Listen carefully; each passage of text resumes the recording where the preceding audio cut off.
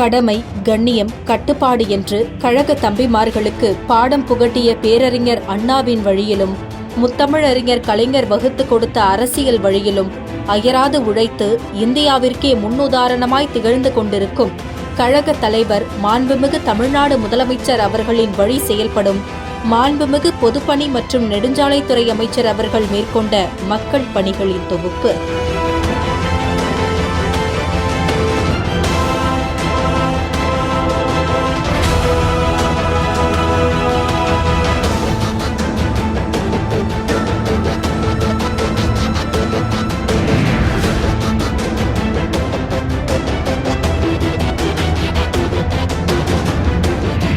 சென்னை மாநகரின் மையப்பகுதியில் உள்ள மிக முக்கிய சாலையான அண்ணா சாலையில் போக்குவரத்து நெரிசலை குறைக்கும் வகையில் தேனாம்பேட்டை முதல் சைதாப்பேட்டை வரை 3.20 கிலோமீட்டர் தூரத்திற்கு 621 கோடி ரூபாய் மதிப்பில் உயர்மட்ட சாலை அமைப்பதற்கு நிர்வாக ஒப்புதல் வழங்கப்பட்டு கடந்த ஆண்டு மாண்புமிகு முதலமைச்சர் அவர்களால் அடிக்கல் நாட்டப்பட்டது.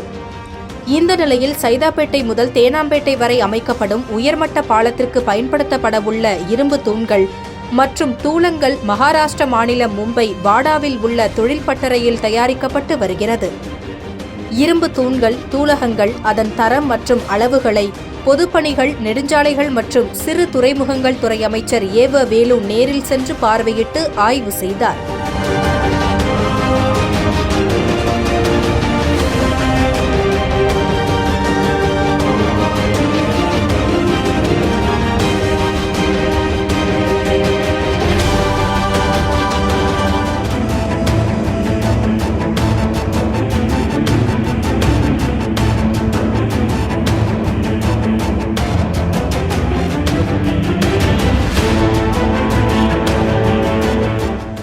இந்த நிகழ்வின் போது கட்டுமானம் மற்றும் பராமரிப்பு தலைமை பொறியாளர் சத்யபிரகாஷ், சிறப்பு அலுவலர் சந்திரசேகர் மற்றும் துறை சார்ந்த அலுவலர்கள் கலந்து கொண்டனர்.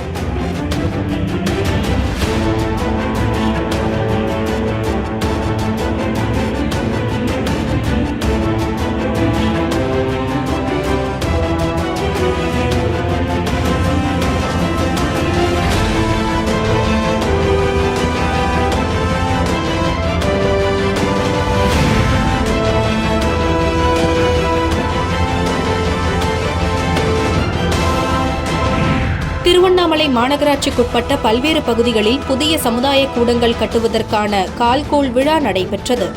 இந்நிகழ்ச்சிகளில் கலந்து கொள்ள வந்த பொதுப்பணி மற்றும் நெடுஞ்சாலைத்துறை அமைச்சர் ஏவ வேலு அவர்களுக்கு மேளதாளங்கள் முழங்க உற்சாக வரவேற்பு அளிக்கப்பட்டது.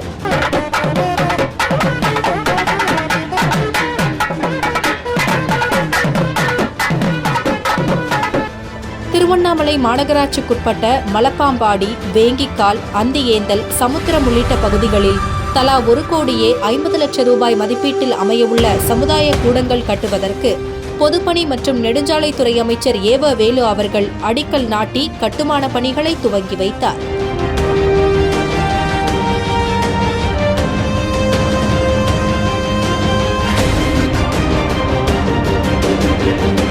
திருவண்ணாமலை மாவட்டம் சமுத்திரம் பகுதியில் 2 கோடியே 50 லட்சம் ரூபாய் மதிப்பீட்டில் கட்டப்பட்டு வரும் நவீன சமுதாய கூடத்தின் பணிகளை அமைச்சர் ஏவ வேலு அவர்கள் பார்வையிட்டு ஆய்வு மேற்கொண்டார். அப்போது சமுதாய கூடத்தின் தரைத்தளத்தில் உள்ள நுழைவு கூடம், வரவேற்பு அறை, சமையல் அறை, பொது கழிப்பறை மற்றும் முதல் தளத்தில் நவீன கூடம், மின்தூக்கி, மணமகன் அறை, மணமகள் அறை ஆகியவற்றை பார்வையிட்டு ஆய்வு செய்தார்.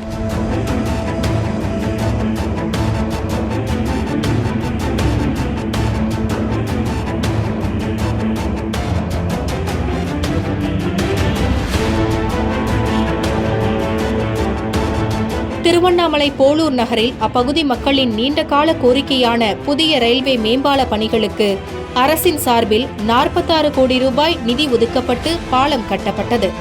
அதன் திறப்பு விழா போலூரில் நடைபெற்றது. புதிய ரயில்வே மேம்பால திறப்பு விழாவிற்கு வருகை தந்த பொதுப்பணி மற்றும் நெடுஞ்சாலைத்துறை அமைச்சர் ஏவ வேலு அவர்களுக்கு வழி நெடுகிலும் மேளதாளங்கள் முழங்க உற்சாக வரவேற்பு அளிக்கப்பட்டது.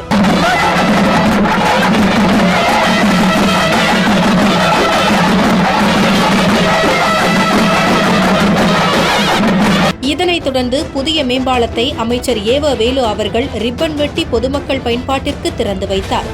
மேலும் பாலத்தின் வழியாக புதிய பேருந்து வழித்தடங்களை கொடியசைத்து தொடங்கி வைத்த அமைச்சர் ஏவ வேலு அவர்கள் அப்பேருந்தில் பயணம் செய்த நிலையில் அங்கு திரண்டிருந்த மக்களை நோக்கி உற்சாகமாக கையசைத்தார்.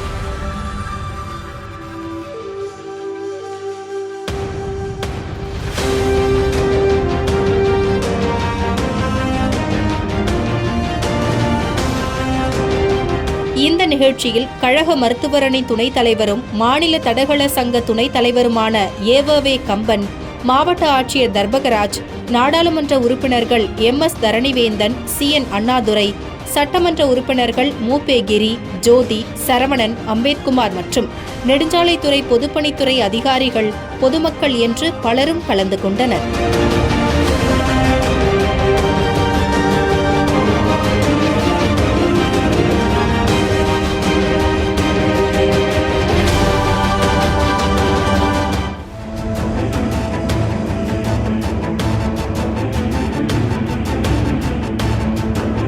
திருவண்ணாமலை நகர பகுதிகளில் திராவிட மாடல் அரசின் 4 ஆண்டு சாதனைகள் குறித்து துண்டு பிரசுரங்களை பொதுமக்கள் மற்றும் வியாபாரிகளுக்கு பொதுப்பணி மற்றும் நெடுஞ்சாலைத்துறை அமைச்சர் ஏவ வேலு அவர்கள் வழங்கி திமுக அரசின் சாதனைகளை எடுத்துக் கூறினார்.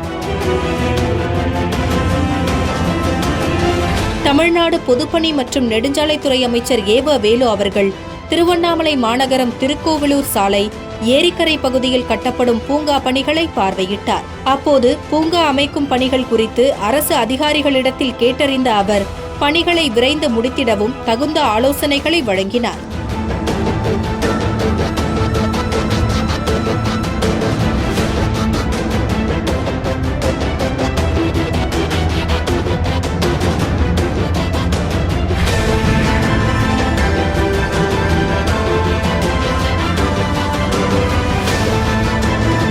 திருவண்ணாமலை வடக்கு மற்றும் தெற்கு மாவட்ட திமுக சார்பில் நாடு போற்றும் 4 ஆண்டு சாதனை விளக்க பொதுக்கூட்டம் நடைபெற்றது. பொதுக்கூட்டத்தில் சிறப்பு அழைப்பாளராக கலந்து கொண்ட பொதுப்பணி மற்றும் நெடுஞ்சாலைத்துறை அமைச்சர் ஏவ வேலு அவர்கள் திராவிட மாடல் அரசின் 4 ஆண்டு சாதனைகள் பற்றி எழுச்சி உரையாற்றினார். அப்போது பேசிய அவர், திராவிட மாடல் ஆட்சியில் நிர்வாகம் சிறந்த முறையில் செயல்படுவதாகவும் பொருளாதார வளர்ச்சியில் இந்தியாவிலேயே தமிழ்நாடு முதலிடத்தில் இருப்பதாகவும் அதற்கு காரணம் மோட்டார் வாகன உற்பத்தி, கார், இருசக்கர வாகனங்கள் உற்பத்தி ஆகியவற்றில் தமிழ்நாடு முதலிடத்தில் இருப்பதுதான் என்று தெரிவித்தார். அப்படி இந்த புள்ளி விவரம் சொல்லுகிற காரணத்தினால்தான் இந்த பொருளாதார வளர்ச்சி எப்படி வருகிறது என்பதற்கு வாகன உற்பத்தி, கார் உற்பத்தி பண்றது, 2 வீலர் உற்பத்தி பண்றது, வாகன உற்பத்தி, அதுல இந்தியாவினுடைய டெட்ராய் என்று சொல்லப்படுவது தமிழ்நாடு, அது முதலிடத்தில் இருக்கிறது. வாகன உற்பத்தியில், வாகன உதிரி பாகங்களில் தமிழ்நாடு முதலிடத்தில் இருக்கிறது. ஜவுளி ஆடை உற்பத்தியில எது இருக்குன்னு சொன்னா அதுவும் தமிழ்நாடு தான் முதலிடத்தில் இருக்கிறது. ஆம்பூர், வாணியம்பாடி, லத்தேரி, விசாரம் போன்ற இஸ்லாமிய பெருமக்களுடைய பெரும் கொடையின் காரணத்தினால் இன்றைக்கு தோல் தொழிற்சாலையிலே முதலிடமாக இருப்பது தமிழ்நாடு.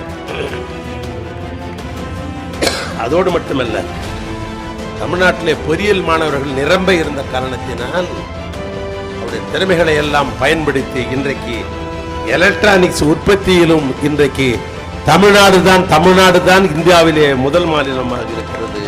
தகவல் தொழில்நுட்பத்தில் இன்றைக்கு அந்த மென்பொருளை தயாரிப்பது, சாப்ட்வேர் தயாரிப்புன்றதுல எதிரா முதல் மாநிலம் என்று சொன்னால் தமிழ்நாடு தான் முதல் மாநிலமாக இருக்கிறது. இதோடு மட்டுமல்ல அருமை நண்பர்களே, ரசாயன தொழிற்சாலையிலும் சரி, மருந்தும் மற்றும் உற்பத்தி தொழிற்சாலையிலும் தமிழ்நாடு தான் முதலில் இருக்கிறது. இது மட்டும் போதுமா?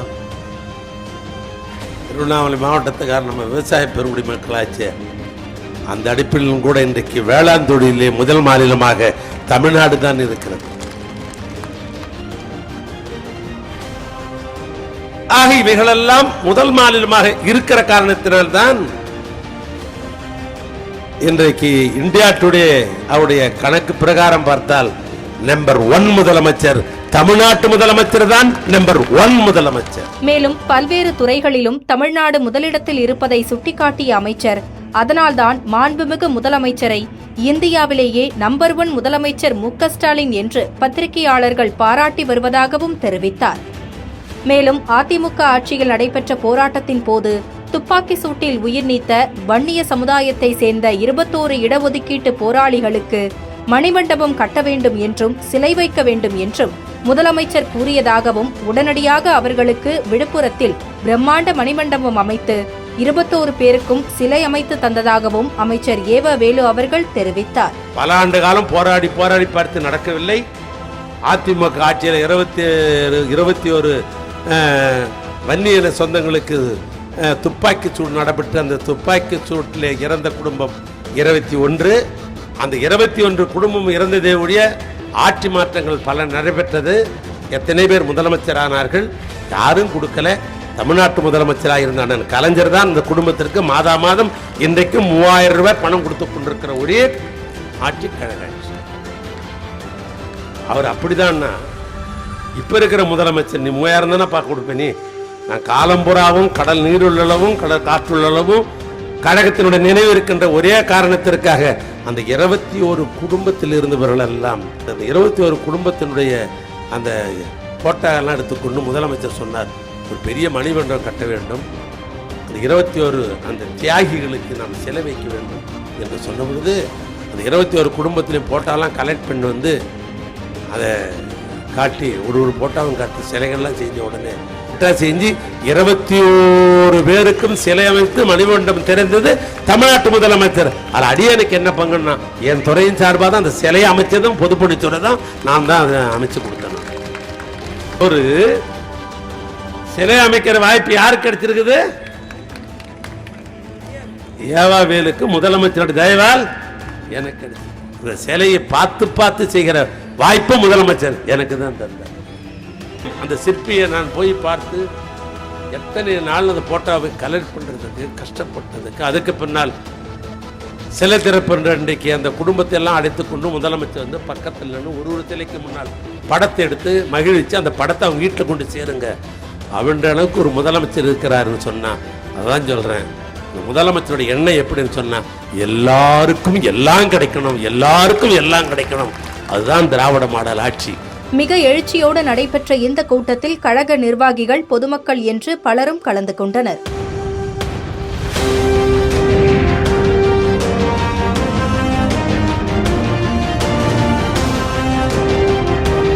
வேலூர் மத்திய மாவட்ட திமுக அலுவலகத்தில் 2026 சட்டமன்ற தேர்தலையொட்டி திமுக நிர்வாகிகளுடனான ஆலோசனைக் கூட்டம் மற்றும் மண்டல தேர்தல் பொறுப்பாளர் அறிமுக கூட்டம் நடைபெற்றது. இந்த ஆலோசனைக் கூட்டத்தில் பொதுப்பணி மற்றும் நெடுஞ்சாலைத்துறை அமைச்சருமான ஏவ வேலு அவர்கள் கலந்து கொண்டு சட்டமன்ற தேர்தலில் 200 தொகுதிகளுக்கு மேல் வெற்றி பெறும் வகையில் திமுகவின் 4 ஆண்டு சாதனைகளை பொதுமக்கள் மத்தியிலும் இல்லந்தோறும் கொண்டு சேர்க்க வேண்டும் என்று ஆலோசனை வழங்கினார். இந்த கூட்டத்தில் வேலூர் மத்திய மாவட்ட செயலாளர் ஏ.பி. நந்தகுமார், எம்பி கதிரானந்த், சட்டமன்ற உறுப்பினர்கள் கார்த்திகேயன், அமலு விஜயன் உள்ளிட்ட திமுக நிர்வாகிகள் திரளானோர் கலந்து கொண்டனர்.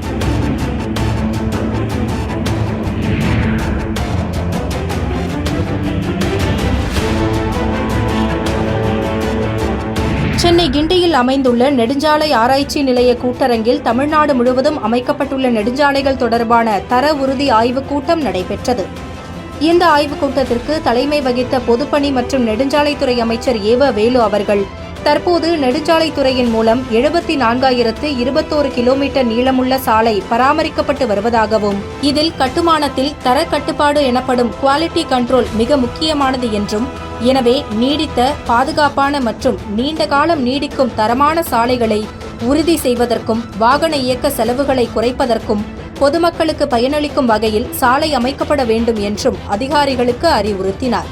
மேலும் தர கட்டுப்பாடுக்காக உள்ள பிரிவினர் முழுக்க தரத்தில்தான் கவனம் செலுத்த வேண்டும் என்றும், தார் கலவை மற்றும் சிமெண்ட் கலவை உருவாக்குவதில் தர கட்டுப்பாடு பொறியாளர்களுக்கு 100% பங்கு உள்ளதாகவும், எனவே பொறியாளர்கள் ஒவ்வொரு கட்ட பணியின் போதும் மிகுந்த கவனம் செலுத்த வேண்டும் என்றும் அறிவுறுத்தினார்.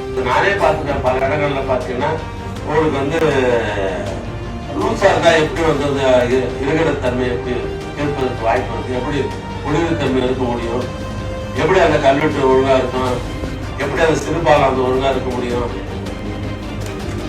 கொஞ்சம் யோசிச்சு பாருங்க. அதாவது தரக்கட்டுப்பாடு வந்து சரியா இருந்தாக்கா மருத்துவமனை ஒரு குறிப்பிட்ட பேரை வைத்தியம் மட்டும் தான் போவாங்க. பள்ளிக்கூடம் கட்டிக்கிறாங்கன்னா அங்க இருக்கிற ஸ்கூல்ல பசங்க மட்டும் தான் போவாங்க. எல்லா தர மக்களும் வந்து பயணிக்கிற இடம் நெடுஞ்சாலை.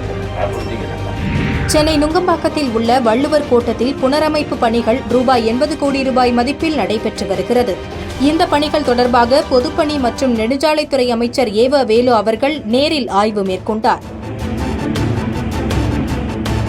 சென்னை கோட்டூர்புரம் அண்ணா நூற்றாண்டு நூலகத்தில் பள்ளிக்கல்வித்துறை அமைச்சர் அன்பில் மகேஷ் பொய்யாமொழி எழுதிய தேசிய கல்விக் கொள்கை 2020 என்னும் மதயானை புத்தக வெளியீட்டு விழாவில் மாண்புமிகு தமிழ்நாடு முதலமைச்சர் மு.க.ஸ்டாலின் அவர்கள் கலந்து கொண்டு புத்தகத்தை வெளியிட மத்திய பிரதேச முன்னாள் முதலமைச்சர் திக்விஜய் சிங், முன்னாள் உச்சநீதிமன்ற நீதிபதி கோபால கவுடா, முன்னாள் இஸ்ரோ இயக்குநர் மயில்சாமி அண்ணாதுரை ஆகியோர் பிரதிகளை பெற்றுக் கொண்டனர். மாண்புமிகு தமிழ்நாடு துணை முதலமைச்சர் அவர்களும் பங்கேற்ற இந்த நிகழ்ச்சியில் பொதுப்பணி மற்றும் நெடுஞ்சாலைத்துறை அமைச்சர் ஏவ வேலு அவர்களும் கலந்து கொண்டு சிறப்பித்தார்.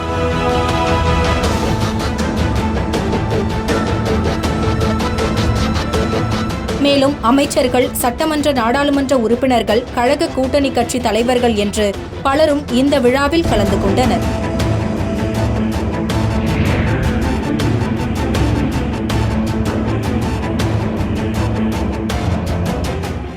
திராவிட மாடல் அரசின் 4 ஆண்டு சாதனைகளை விளக்கும் வகையில் சென்னை கிழக்கு மாவட்ட திமுக சார்பில் நாடு போற்றும் 4 ஆண்டு என்ற தலைப்பில் புகைப்பட கண்காட்சி கொளத்தூர் GKM காலனியில் அமைக்கப்பட்டது.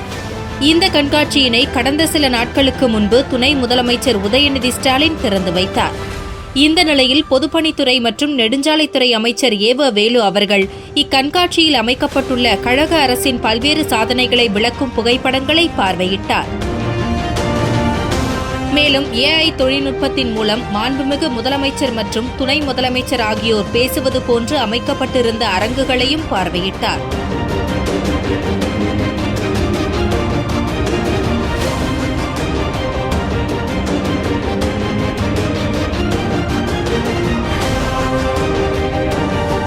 இந்த நிகழ்வில் இந்து சமய அறநிலையத்துறை அமைச்சர் சேகர் பாபு, சென்னை மாநகராட்சி மேயர் பிரியா, பகுதி செயலாளர்கள் ICF முரளிதரன், நாகராஜ் உள்ளிட்டோர் உடனிருந்தனர்.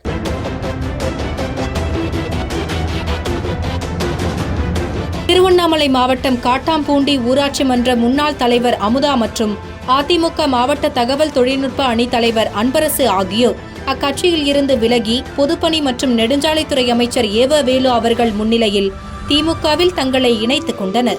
மேலும் அவர்களுடன் 200க்கும் மேற்பட்ட அதிமுகவினர் திமுகவில் இணைந்தனர். திமுகவில் இணைந்தவர்களுக்கு அமைச்சர் ஏவ வேலு அவர்கள் கழக இருவண்ணத்தை குறிக்கும் வகையிலான சால்வை அணிவித்து வரவேற்றார். இந்த நிகழ்ச்சியில் சட்டமன்ற, நாடாளுமன்ற உறுப்பினர்கள், கழக நிர்வாகிகள் மற்றும் தொண்டர்கள் பலர் கலந்து கொண்டனர்.